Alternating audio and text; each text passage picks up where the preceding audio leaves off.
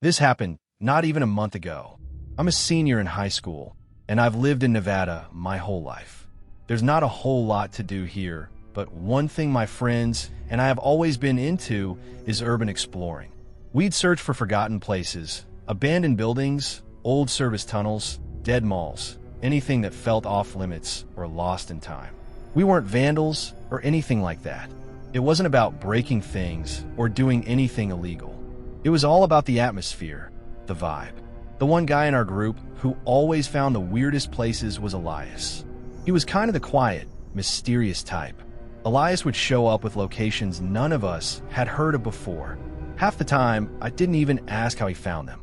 One day, he sent us a screenshot from some sketchy-looking Instagram account.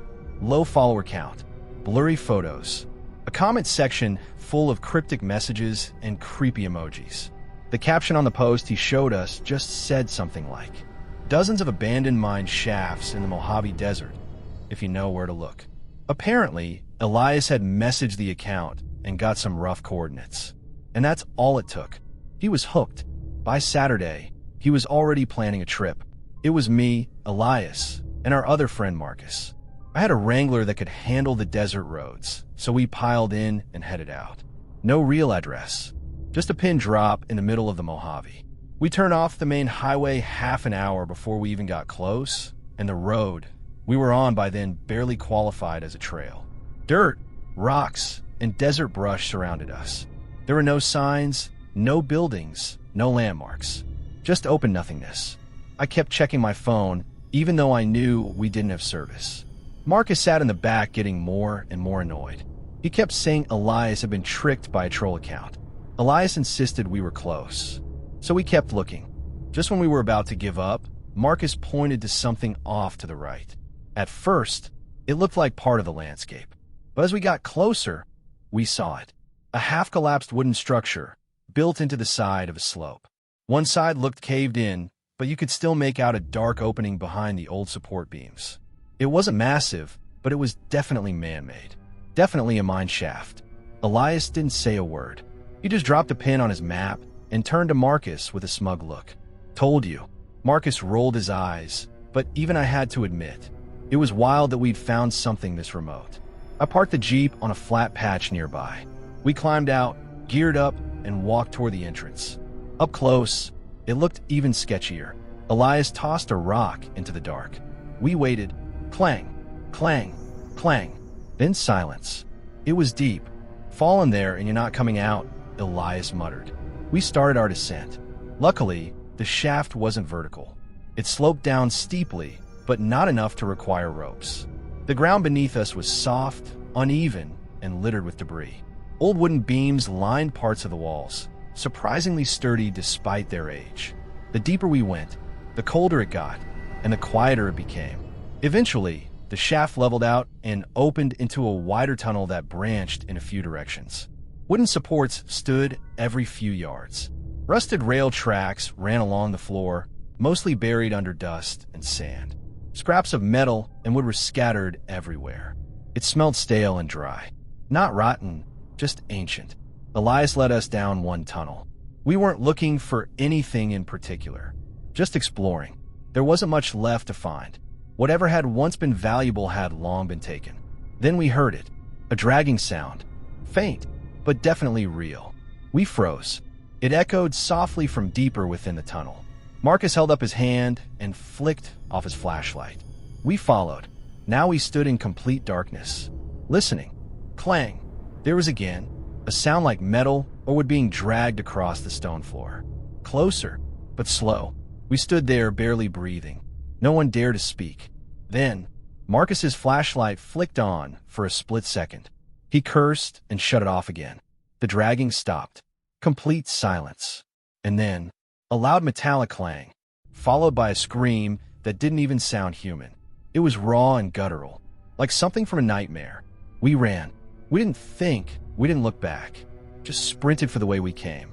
I was last in the line, running as hard as I could, heart pounding in my throat. Then, I tripped. One of my shoes came off, and I nearly fell. I didn't stop for it. I just kept running with one bare foot, pain shooting up my leg with every step. Elias and Marcus had already started climbing the incline. I followed. Every step was agony. The wood planks were splintered and uneven, tearing into my foot. By the time I reached the top, my foot was a mess. They had to help me to the car. I collapsed into the passenger seat, and Marcus drove like a madman. We didn't look back. We didn't speak. When we finally got to the hospital, I could barely walk. I needed a tetanus shot, stitches, and had so many splinters removed I lost count.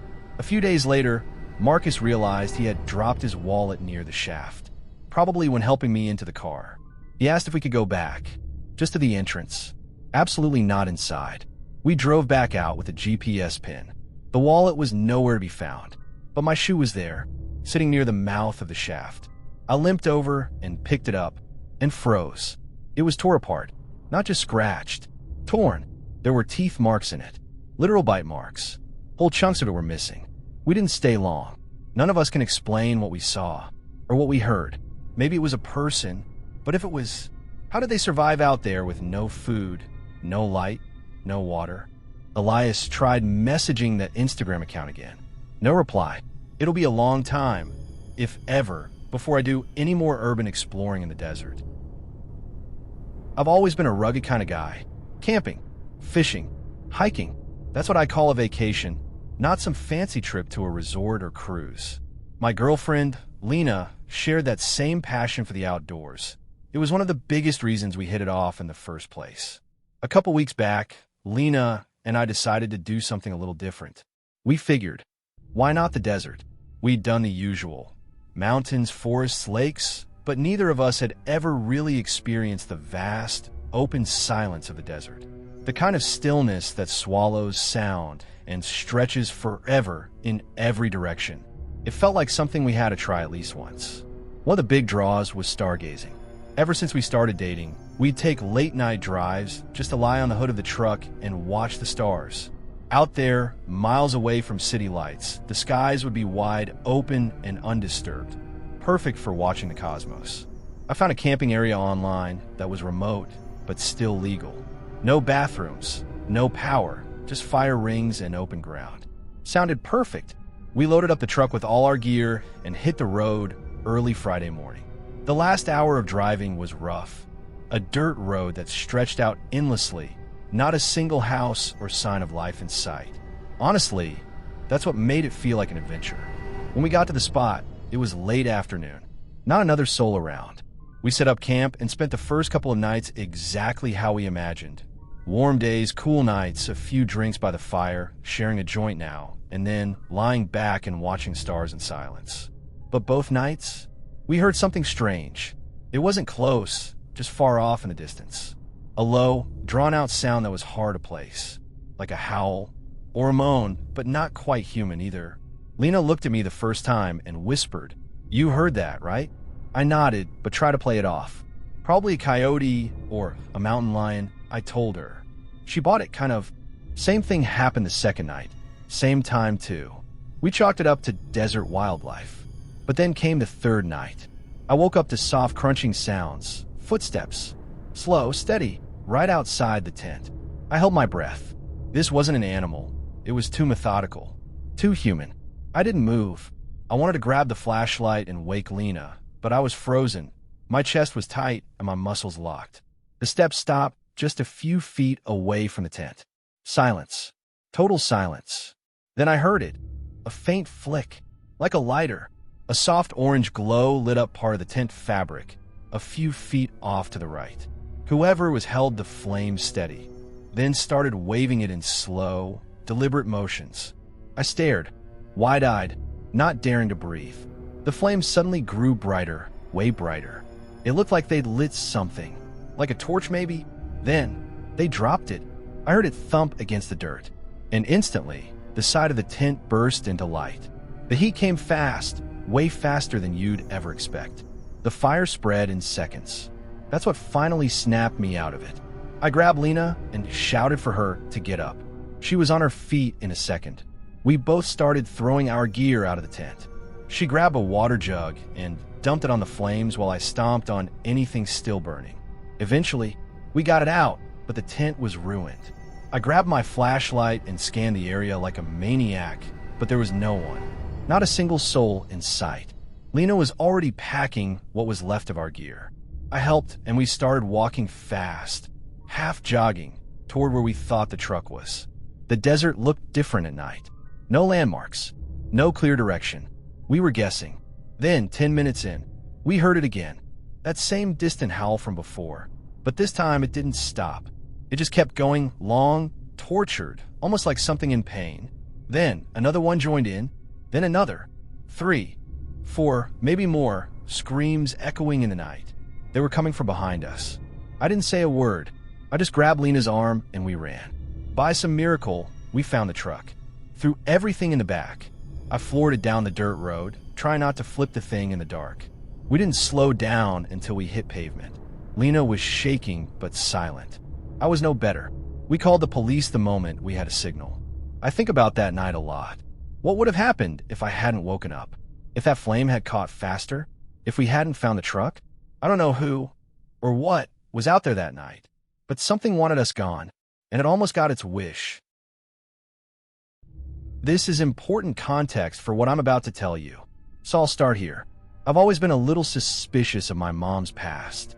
Suspicious might not be the perfect word, but it's the only one that feels close enough.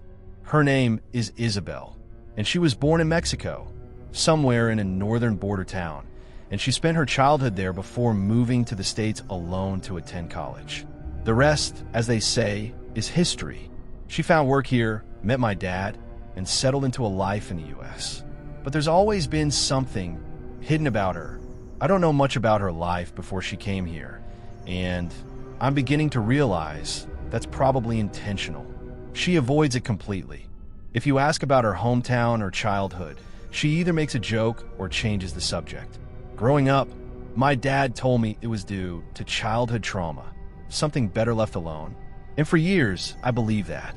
But as I got older, that curiosity started to grow. I'd watch her at family gatherings, expertly dodge even the most casual questions about her past, always with a smile, always with a clever excuse. What I do know is this. She lives somewhere along the Texas-Mexico border, a rough area with a reputation for being both dangerous and politically complicated. She rarely, and I mean rarely, mentioned her parents. The closest I ever got was a joke she used to make when I was a kid. She'd laugh and say, my dad's side were the politicians. My mom's side were the crooks. I could never tell which was which. At the time, I thought it was just dark humor. But now, I'm not so sure. Her dad, I believe, worked for the government in some unclear capacity, but she never, not even once, spoke about her mother. There's only one other detail I've ever been able to cling to, a name, or maybe an initial, R.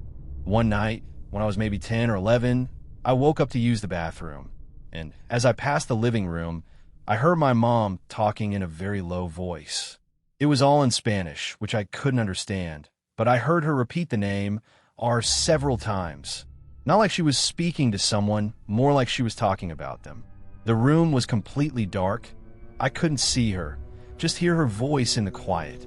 I flipped the light switch on without thinking. She didn't jump. She didn't look startled. It was like she knew I'd be standing there. She just stared at me, with a look I had never seen from her before. Cold, alert. Then she calmly told me to go back to bed, and I did. I never asked her about that night, and she never brought it up. Fast forward to almost exactly 1 year ago. I was living in Arizona, always have, and I was driving through the desert on a long road trip to visit one of my old college friends. I was maybe an hour away from civilization in any direction, tired of music, tired of silence. So I started calling people, friends, old classmates, even a girl I'd been casually talking to. Eventually, I landed on calling my mom. Her and I bond over soccer, European League stuff, so we got into this big discussion about the Champions League matchups and predictions. We were mid-conversation, laughing when I saw them. 2 pickup trucks blocking the road ahead, just sitting there, angled weird, not like an accident, more like a checkpoint. I slowed down, confused. I didn't tell my mom what I was seeing just yet. As I came to a stop, 3 men suddenly jumped out of the trucks. all of them armed. My heart slammed in my chest, and before I could even process it, a fourth vehicle pulled up behind me, boxing me in. One of the men tapped his gun against my driver's side window and motioned for me to get out. I had no choice. I raised my hands, opened the door, and stepped out, trying not to make any sudden moves. They were speaking Spanish, fast, barking orders I didn't understand. That failure hit me hard. A second-generation Mexican-American, and I couldn't understand a word being said. They took my wallet, my phone, my keys, everything. I thought I was done. Then, one of them climbed into my truck. That's when I remembered. The call with my mom was still connected. The engine was running. The phone was still live. She was still on the line. I watched from outside as the man picked up my phone to end the call, then stopped. He stared at the screen. Then, slowly, he brought the phone to his ear, and he listened. A few moments later, I saw him speaking. Not to me, not to the other guys, but to my mother. Their conversation lasted maybe 2 minutes, and I swear I saw his lips say the name R. He repeated it like he was confirming something. The two other men noticed and walked over. The man in the driver's seat rolled down the window and had a short conversation with them. All three of them just stared at me. Then, they gave me back everything. My phone, my keys, even my bag. The only thing they kept was the cash in my wallet. As he handed it to me, the guy smiled and muttered, "Tax," with a thick accent. I'd never been happier to lose all my money. All three vehicles pulled off into the desert without plates. No way to track them. When I finally had signal again, I called my mom back, demanded to know what she said. She claimed she told him she'd called the police, that she was tracking my location in real time, but I wasn't buying it. That's not the voice I saw on her face that night in the living room. That's not the face of someone bluffing. She insisted that she just pleaded with them, begged, said it was all harmless. But I knew there was more, and now I can't stop thinking about it. My mom might have been connected to something or someone back in Mexico, maybe a cartel, maybe some shadowy organization. And the worst part? That connection might not be in the past at all. It might still be active. I want to ask her directly, but every time I imagine doing that, a chill runs down my spine. What if I don't like the answer? What if learning the truth puts me in more danger than just not knowing?